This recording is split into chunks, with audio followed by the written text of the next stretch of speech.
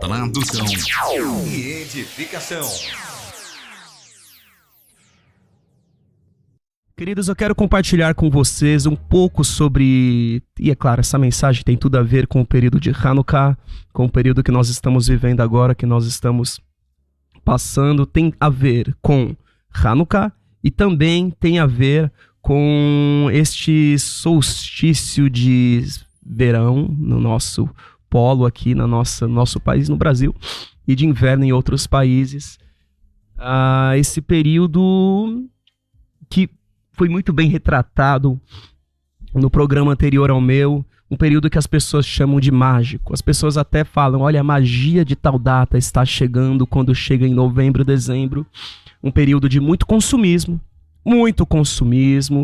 não é? A gente importou a Black Friday, existem várias promoções, entre aspas, promoções, e existe um grande incentivo midiático, um grande incentivo comercial para que as pessoas comprem muito durante este período. Claro, tem um pouco a ver com o 13º que muitos recebem, mas existe um grande incentivo de que as pessoas, por mais que elas recebam, entre aspas, um 13º salário, para quem trabalha assim, elas gastem os 2 salários que elas recebem no último mês do ano, e até mais. Muitas pessoas se endividam neste período, porque se você for pensar bem, assim que vira o ano, no calendário aqui do sistema que nós vivemos, neste calendário, como eu posso colocar, mundano? Tem uma outra palavra, esqueci a palavra que tem para isso, mas virou o ano. Nós temos muitas contas, nós temos, por exemplo, IPTU, nós temos IPVA, seguro obrigatório, uma série de coisas que vem para nós no mês seguinte, só que a maioria das pessoas é contagiada pela magia deste período, pela grande opressão espiritual que ocorre neste período, no sentido de que elas comprem, de que elas gastem, de que elas não economizem nada, ainda que logo no mês seguinte contas altas virão a elas. E as pessoas geralmente se endividam já em dezembro, e em janeiro mal tem para pagar o que gastou em dezembro. Quanto mais as contas de janeiro, muitas pessoas, por mais que recebam mais em dezembro, trabalhem mais, elas gastam muito mais em dezembro, elas fazem viagens e uma série de outras coisas. E eu não estou dizendo de você que não planejou nada, de você que possui uma grande educação financeiro, um grande autocontrole nesta área, mas eu sei do que é ver famílias se endividando neste período. Eu sei disso. Então, nós estamos vivendo este período ao mesmo tempo que nós estamos aqui nestes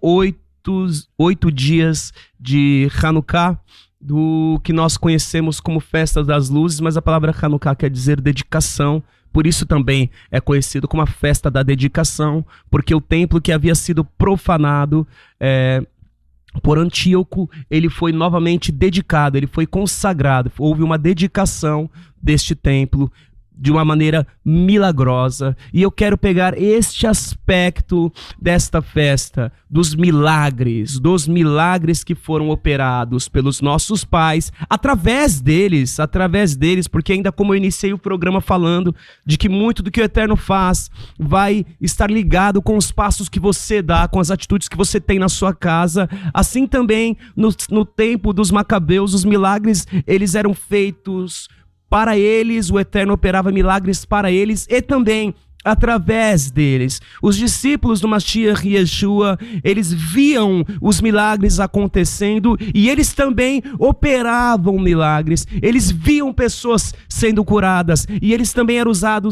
usados para curar pessoas. Eles viam demônios serem expulsos e eles também expulsavam demônios. Porque muito do que o Senhor faz, meu irmão, minha irmã, na sua vida, também existe uma atuação tua. O Eterno, ele poderia fazer tudo sozinho, mas ele é de tamanha nobreza, de tamanha grandeza, que ele faz as coisas junto conosco. Não é? Ele criou todos os animais, mas o homem deu nome a eles. E ele criou o jardim e falou para o homem cuidar, guardar aquele jardim. Então o Eterno não tem para nada, ele dá o exemplo para nós. Ele não quer que o homem esteja só, não é bom que o homem ande só, disse o Eterno, não sou eu que disse o Eterno. Não é bom que o homem esteja só, lhe farei uma companheira à altura, alguém que lhe auxilie, alguém que seja como ele. E o Eterno, ele nos dá o exemplo, ele sempre que faz algo, ele nos chama para participar deste projeto, ele nos chama para sonhar junto com ele, os sonhos que o Senhor tem. Você acha que o Eterno precisa se realizar em alguma coisa? Você acha que o Eterno tem algo que ele não possa fazer sozinho? E as realizações que ele tem é conjunto contigo. E ao invés de ele fazer tudo sozinho, e ele pode fazer, ele nos chama para fazer as coisas junto com ele. Então, se você quer viver milagres, se você quer viver as promessas do Senhor junto, dentro da tua casa, na sua família, saiba que passos você vai ter que dar passos também. Algumas ações vão vir através da sua vida, você vai ter que tomar atitudes também, meu irmão, minha irmã. Meu querido, minha querida. Meus irmãos, é assim que o Senhor faz conosco. É assim que ele faz conosco. E se a gente compreende isso, a gente compreende muitos processos. Porque a gente fala, por que as coisas não poderiam assim, em um estalar de dedos, em um piscar de olhos, as coisas poderiam mudar na minha vida, mas o Senhor não vai tirar você dos processos que você está vivendo sem que você aprenda com eles antes. Muitas atitudes nós temos de tomar. E o Eterno operou muitos milagres ali por meio daqueles homens conhecidos como os Macabeus, por meio de Jehudá, e eles lutavam uma guerra que não era somente física, porque se eles fossem lutar fisicamente, imagina, meus irmãos, meu querido, minha querida, esses dias eu fui dar uma googada lá, eu procurei o que o Wikipedia fala sobre Antíoco. E dando uma olhada sobre Antíoco Epifânio, né? Depois os judeus passaram a chamar ele de Epimanes. O Orochi Carlos deu uma introdução sobre isso durante a nossa celebração de Hanukkah. Epimanes, que seria o louco por causa das suas atitudes. Eu estava dando uma lida sobre ele, sobre esse homem, e ele era um homem conhecido também por seu poder militar, por sua grande divisão de exército. Ele tinha ali aproximadamente 46 mil soldados de infantaria, e também tinha uma falange macedônia de 20 mil homens, 500 mercenários equipados com armas romanas, seguidos por 8.500 cavaleiros e 306 elefantes com armadura. Isso é um número aproximado de tudo que esse homem tinha. E ainda assim, com estes milhares e milhares de homens equipados para a guerra, ele sucumbiu diante daquelas centenas de judeus. Um povo sem poderio militar.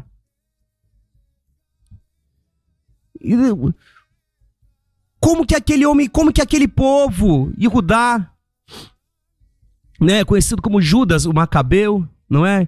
Yehudá, Hamacabi. A palavra Macabis quer dizer martelo.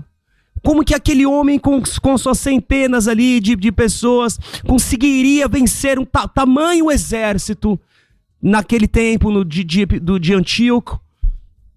Como eles poderiam vencer aquilo guerreando apenas e tão somente, exclusivamente, sendo bem redundante para reforçar o que eu quero dizer, como eles poderiam vencer guerreando fisicamente? Sabe por que eles venciam? Porque eles estavam vencendo uma guerra, primeiramente, espiritual. E este é o tema que o Senhor quer tratar conosco, é o que Ele vem tratando comigo, minha esposa, porque nós vivemos isso algumas semanas atrás. Guerra espiritual. Guerra espiritual. Situações de confusão, de desentendimento, que nós não sabemos de onde vem, nem porque existe uma grande dificuldade para superarmos. O que está acontecendo? As coisas não eram assim. Nós estamos, entenda o momento que você está vivendo. Nós estamos em um período que as pessoas chamam de período mágico. Existe uma magia no ar. E por causa disso, nós estamos muitas vezes vivendo situações que você fala, meu, por que isso está acontecendo? O que está havendo comigo? Foi falado um pouco sobre isso no programa anterior. E eu não sabia, eu não sabia de nada disso, não é? Do que ia ser ministrado no programa anterior. Efésios capítulo 6, versículo 10 a 12. Shaul HaShaliach escreve o seguinte: finalmente fortaleçam-se no Senhor e no seu forte poder, vistam toda a armadura do Eterno, para poderem ficar firmes contra a cilada do diabo, pois a nossa luta não é contra pessoas, olha só, mas contra os poderes e autoridades, contra os dominadores deste mundo de trevas, contra as forças espirituais do mal nas regiões celestiais. O versículo 18, orem no Espírito em todas as ocasiões, com toda oração e súplica, tendo isso em mente. E algumas traduções está escrito, fiquem alertas, vigiem nisso. Na OJB, keep shomer, mantenham a guarda, estejam atentos, perseverem na oração por todos os santos. E Shaul HaShaliach, ele coloca um pedido interessante, orem por mim também. Meus irmãos, pensando que é só o Caio Carvalho que pede a oração. Orem por mim também, para que quando eu falar seja-me dada a mensagem. Então existe uma preocupação dentro dele e um pedido de oração para que quando ele falasse fosse entregue a ele as palavras, porque ele temia falar de si mesmo, porque existe uma guerra sobre aquilo que nós estamos falando, estamos colocando para os irmãos em todo tempo. Eu posso falar de mim mesmo coisas? Shaul continua dizendo, eu torne conhecido o mistério dessas boas novas, pela qual sou embaixador, preso em correntes. Orem para que, permanecendo nele, eu fale com coragem. Então existia nele o temor de que a coragem dele se esvaísse, que ele perdesse a coragem. Então ele falou, orem, existe uma guerra espiritual para deter a minha coragem, para remover de mim a ousadia, para que eu não cumpra com os meus deveres. Então, às vezes, vem sobre você um desânimo tal que você perde a coragem, que você perde a vontade de continuar, de que você acha que não vale mais a pena, sendo que as Escrituras nos dizem, Shaul HaShaliach nos escreveu, inspirado pela Ruach HaKodesh, pelo Espírito, que o nosso trabalho no Senhor não é em vão, que o nosso trabalho nele nunca é em vão, que nós estamos fazendo, nós não podemos ver num primeiro momento. Nós somos como agricultores. Nós plantamos, mas a semente não cresce de um dia para o outro. Nós regamos, mas nós não colhemos o fruto do dia para o outro. E nós podemos ser tentados a dizer, isso aqui é um trabalho ingrato. Essa oração que eu faço pela minha família é ingrata. Esse ministério que o Senhor me chamou para fazer é um ministério ingrato. Essa luta, essa perseverança, Caio, que você vive falando para eu ter. Que perseverança ingrata é essa, Caio? Que você me chamou para ter. Estas conclusões, esses trabalhos que você diz para eu concluir, e isso tudo me parece ser tão ingrato. E Shaul HaShaliach escreveu, 1 Coríntios capítulo 15, versículo 58, um homem que era preso, um homem que foi tantas vezes espancado, disse: portanto, meus amados irmãos, sede firmes e constantes, sempre abundantes na obra do Senhor, sabendo que o vosso trabalho não é em vão no Senhor. Sabe qual é o contexto deste texto aqui? Do que ele está falando? Ele está falando das pessoas que não acreditavam mais na ressurreição dos mortos. E aí o capítulo 15 é um capítulo extenso para uma carta. Nós não estamos falando de um salmo, estamos falando de uma carta. E o capítulo 15 ele possui 58 versículos. Ele se demorou se alongou no assunto.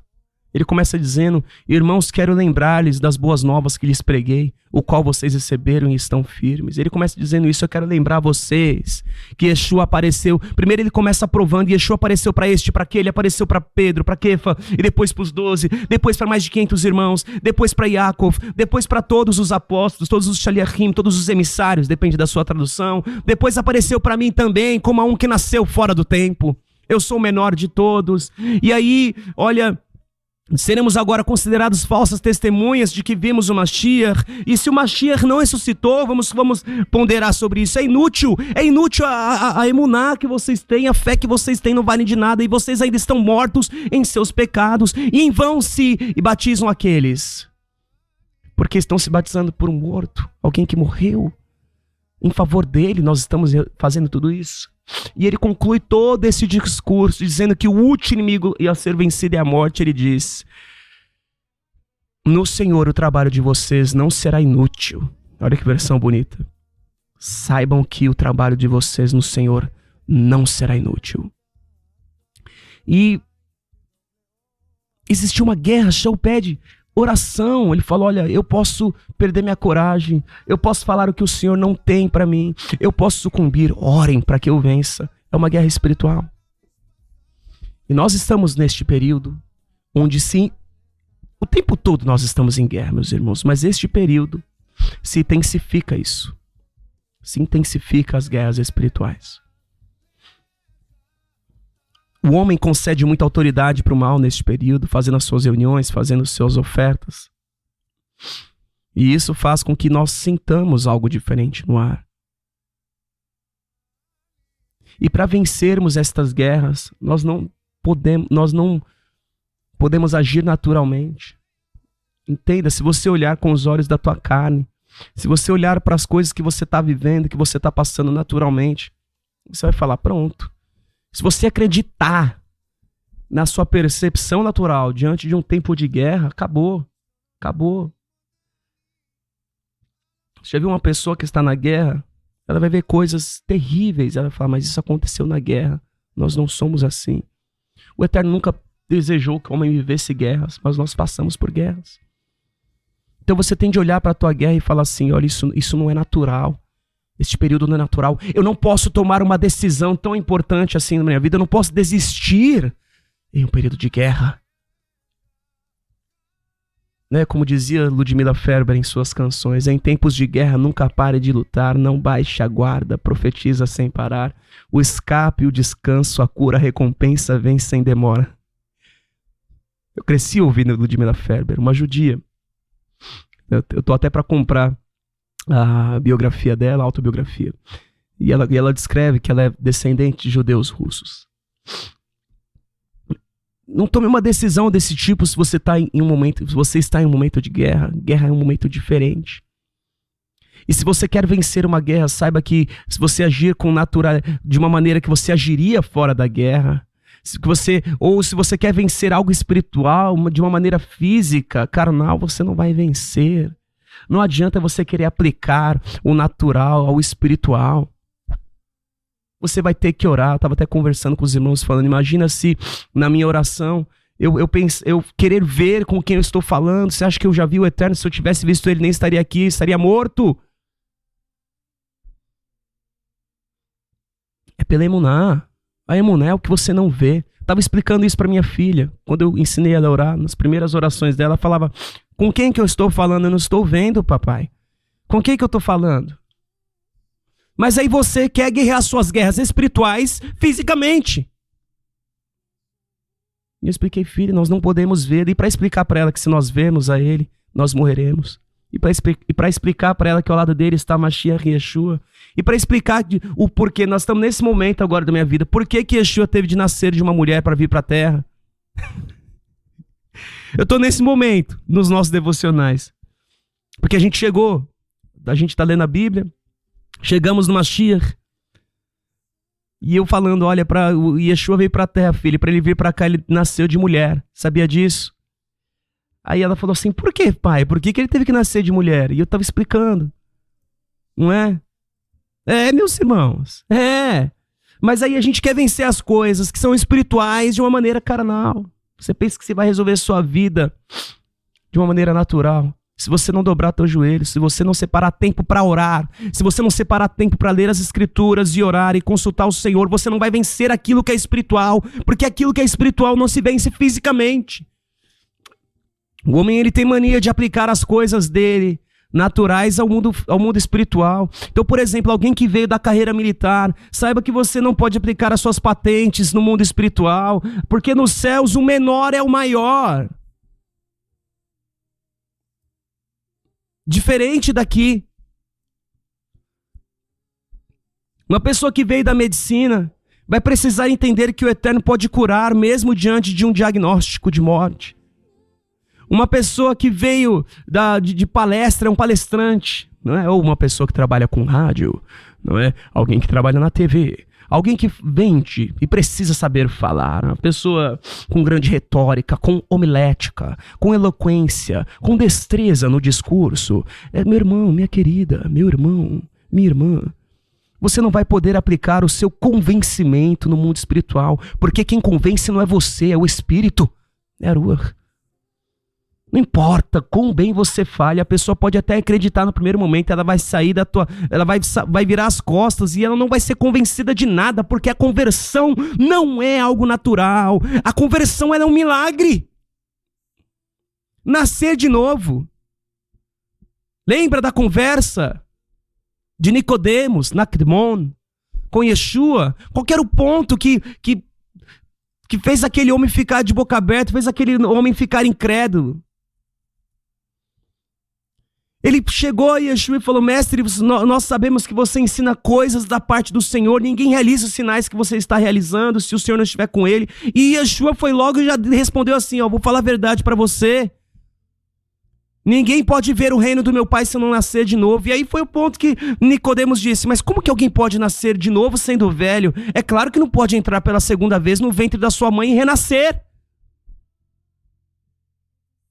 O novo nascimento, ele é um milagre. E não importa quão bem eu fale com você, não importa quão bom seja o meu discurso, se eu não tiver o Senhor na minha vida, se a Ruach não estiver falando através desta boca aqui, eu não vou ter poder de fazer bem algum. A pessoa vai ser convencida em um programa, em uma reunião, em uma igreja, em uma sinagoga, mas quando ela entrar dentro da casa dela, ela vai continuar sendo a mesma velha criatura pecadora de sempre. Alguém que veio do meio jurídico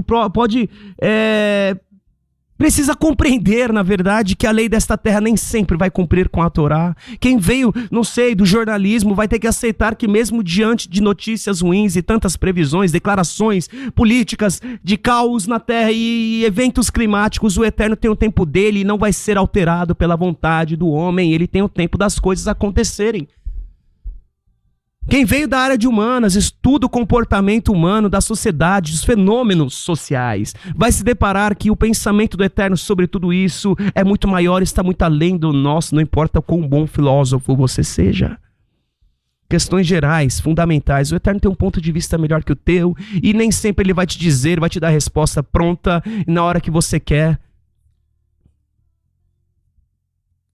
A pessoa que pratica artes marciais, ela não vai poder vencer as guerras espirituais com as suas habilidades físicas, não importa quão bom ele seja na arte marcial que ele pratica. Porque nós não podemos tratar aquilo que é natural, aquilo que é espiritual, como natural. E vice-versa. Claro que um interfere no outro. O que você come interfere no teu espírito. E o que você ora interfere no teu corpo. Porém, nós erramos e nós pecamos, porque nós estamos olhando as coisas acontecerem espiritualmente. Nós estamos vendo desdobramentos, no mundo físico de algo que está acontecendo espiritualmente. Nós não estamos lutando espiritualmente. 1 João, 1 Yohanan, capítulo 5, versículo 4 e 5. O que é nascido do Eterno vence o mundo. E esta é a vitória que vence o mundo. A nossa fé, a nossa emuná. Para eu vencer, eu tenho que crer que Yeshua é o Filho, que Yeshua está comigo. É espiritual. 1 Pedro, capítulo 5, versículo 8 a 10.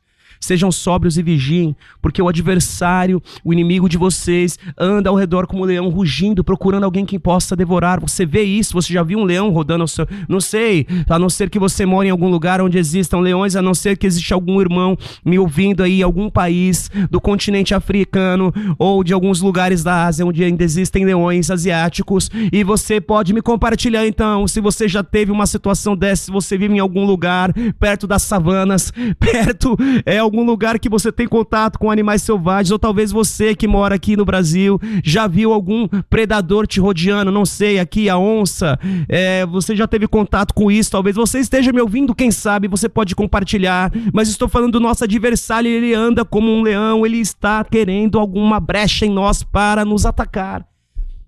E Kefa diz o seguinte: resistam-lhe permanecendo firmes na fé, sabendo que os irmãos que vocês têm em o mundo todo estão passando pelos mesmos sofrimentos. E o Senhor de toda graça que os chamou para a sua glória eterna no Mashiach Yeshua Depois de terem sofrido durante pouco tempo, os restaurará, os confirmará, lhes dará forças e os porá sobre firmes alicerces. Existe uma guerra no mundo invisível e para tal nós precisamos agir de maneira espiritual. Ainda que você age aqui no mundo físico de maneira espiritual, orando, jejuando, se consagrando, alterando o mundo espiritual a teu favor. E aí acontece o que Jacob escreveu: portanto, submetam-se ao Senhor, resistam ao diabo, e ele fugirá de vós.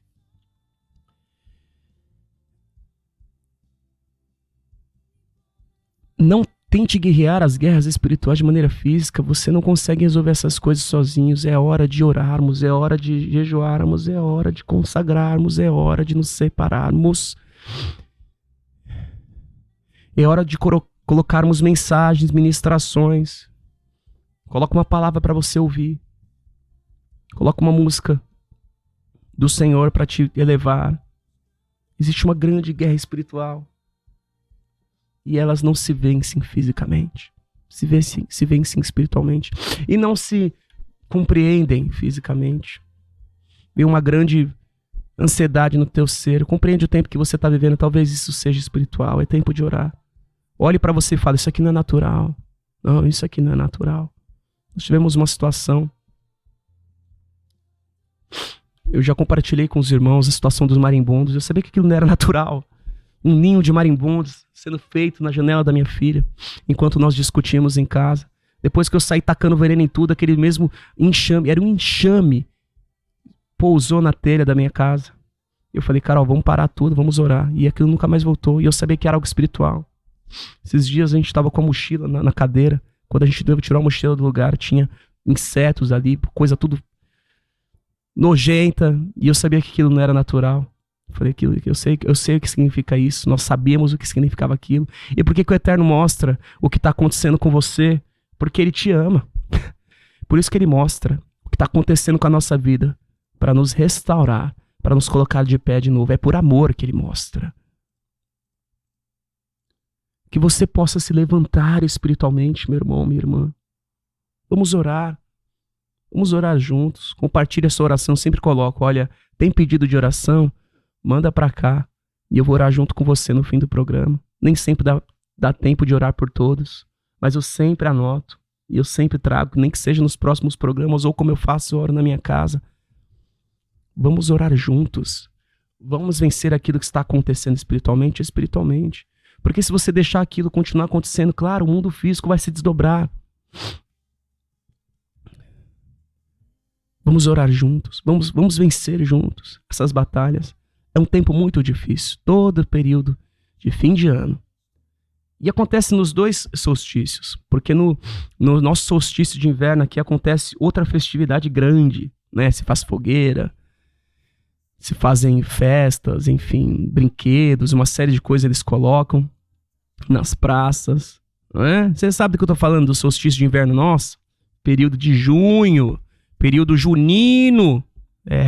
Meus irmãos, e durante esse período também ocorrem situações estranhas e nós precisamos nos fortalecer. Se a gente compreender os tempos e as épocas, a gente vai entender, olha, sabe, você vai ter um momento na sua casa e falar: peraí, isso aqui não é normal, esse período é assim, vamos nos guardar, vamos nos proteger. E interessante que é um período de férias, as pessoas saem muito, viajam muito, nos dois solstícios acontece. Nós precisamos, é um período que é até bom se aquietar. E o que eu deixo, a mensagem que eu deixo para você, meu irmão, minha irmã, é que em momentos de guerra, nós precisamos orar, precisamos vencer espiritualmente aquilo que é espiritual. Existe uma grande guerra no mundo invisível e nós precisamos agir aqui nesse mundo físico de maneira espiritual. Oração, jejum, consagração. Alargue as suas tendas. Entenda o momento que você está vivendo. E seja forte para não ser derrotado diante desta guerra. No nome de Yeshua HaMashiach. Seja um vencedor. Vamos vencer juntos. No nome de Yeshua.